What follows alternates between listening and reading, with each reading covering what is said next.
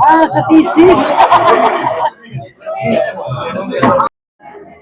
बस ये आज मैंने हुड्डा जी के नेतृत्व में आज मैंने कांग्रेस ज्वाइन करी है और हुड्डा जी का बड़ा सफल नेतृत्व 10 सालों में ऐसे मुख्यमंत्री यहाँ पर रहा है। हर वर्ग को उन्होंने सर आंखों पर रखा और उनके लिए जन कल्याणकारी कार्य करने का एक बहुत बड़ा इतिहास रहा है। इधर आज कोई कंडीशन नहीं, कंडीशन कुछ नहीं है। देखो हुड्डा साहब को खुद पता होता है कि मेरा कार्यकर्ता या मेरा नेता कितना कैपेबल है, उसके लिए मुझे क्या करना है, वो पार्टी के लिए क्या कर सकता है। जी नहीं, ऐसा कुछ नहीं। अभी चुनाव है, चुनाव के दौरान इस तरह का बदलाव एक साथ नहीं, कोई बात नहीं। मैं तो बहुत पहले से सोच रही थी, जब मौका लगा, जब मुझे टाइम मिला तो मैं आ गई। देखिए मेरा बहुत पहले से मन था, क्योंकि बीजेपी में वो ना तो जनता की कद्र है और भ्रष्टाचार चरम सीमा पर है और भी बहुत से ऐसे इश्यूज हैं। संविधान को बदलने की साजिश है, किसानों को लाठियों से पीटा गया, लोकतंत्र को खत्म किया गया पूरी तरह से। तो ये काफी इश्यूज हैं जिनको आगे आने वाले समय में देश की जनता को आज वोट की चोट से, अपनी ताकत से उनको हल करना है। आज जनता ही ये चुनाव लड़ रही है। जनता खुद अपने हित के लिए इन्वॉल्व हो गई है इलेक्शन में, और जब जनता अपना इशू बना लेती है इलेक्शन को, तो आपको पता ही है कि क्या होता है। कैलाश जी, आपने जिला परिषद से अपना सफर शुरू किया था। जी हाँ, लोकल में रहे, सांसद रहे। जी, बीजेपी में सांसद रहे। जी नहीं, बीजेपी में रहे, बीजेपी अलायंस में रहे जी। तो अब जो है क्या ये स्थायी माने?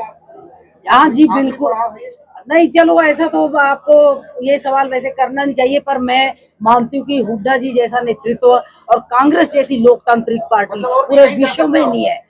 ये आप थोड़ा सा सवाल दूसरे तरीके से कर रहे हैं। It is not required over here and ये कोई जरूरी नहीं इस तरह से पूछना, जब कोई और नहीं पूछ रहे हैं तो और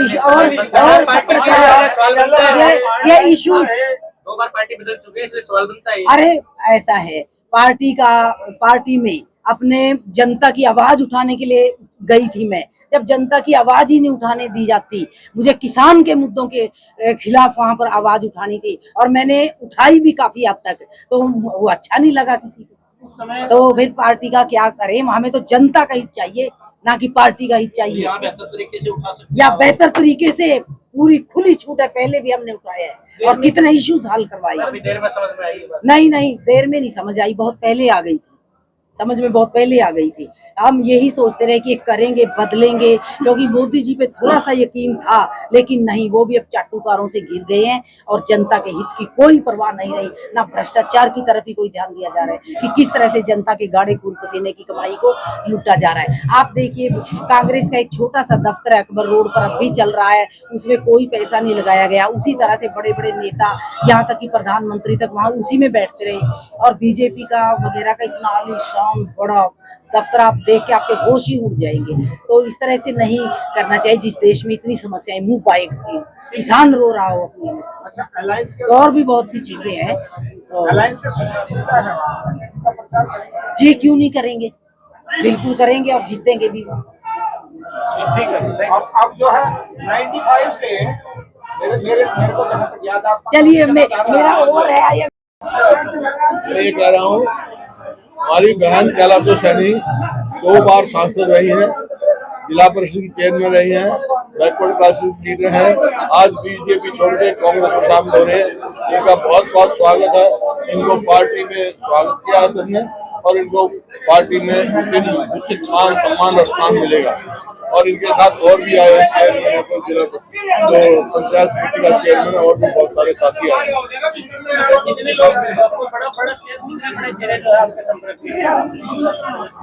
नाम 40 लोग, पूर्व विधायक, पूर्व सांसद 40 से ज्यादा ज्वाइन कर चुके हैं।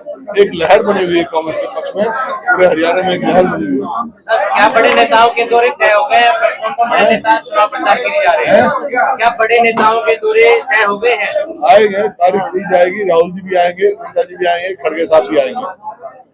ठीक है। हरियाणा सरकार को लेकर क्या कहना चाहिए कि मुख्यमंत्री तो ये कह रहे हैं कि सरकार को कोई खतरा नहीं है। हैं? मुख्यमंत्री कह रहे हैं कि सरकार को कोई खतरा नहीं है। सरकार तो अल्पमत में है, नैतिकता तो यही कहती है इस्तीफा देके, और गवर्नर साहब को हमने ज्ञापन दिया है असेंबली डिसॉल्व करके चुनाव कराने चाहिए।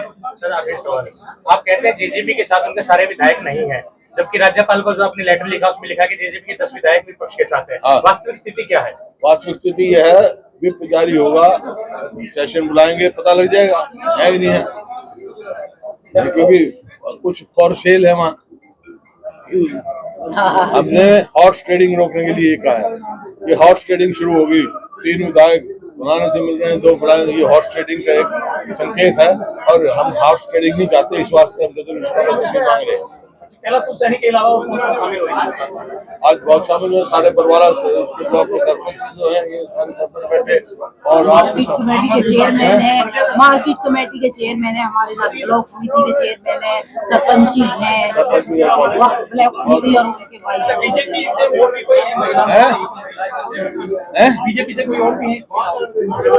और भी है, रोज हो रहे हैं, बहुत है। रोज हो रहे हैं। नाहरपुर से है बीजेपी की वाइस पार्टी गुमराह करके चुनाव लड़ रही है, लोगों को गुमराह करके। गुमराह तो वो कर रहे हैं, अपनी अचीवमेंट नहीं बता रहे, 10 साल में क्या किया। हरियाणा नंबर 1 था प्रति व्यक्ति आय में, प्रति व्यक्ति निवेश में, नौकरी देने में, कानून व्यवस्था में, खेल खिलाड़ी में, आज कृषि में नंबर 1, बेरोजगारी में नंबर 1 है, महंगाई में, अपराध में इतना बढ़ गया, 2 देख रहे हैं। कोई अचीवमेंट है नहीं, बस एक ही बात कहने आता है इनको।